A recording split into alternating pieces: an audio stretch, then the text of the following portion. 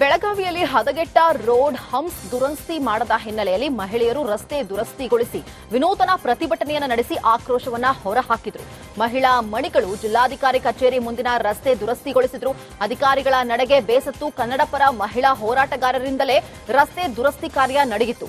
ಸ್ವತಃ ಹಣ ಹಾಕಿ ಕೈಯಲ್ಲಿ ಸಲಾಕೆ ಹಿಡಿದು ಮರಗಳು ಸಿಮೆಂಟ್ ತಂದು ತಾವೇ ರಸ್ತೆಯನ್ನ ದುರಸ್ತಿ ಮಾಡಿದ್ರು.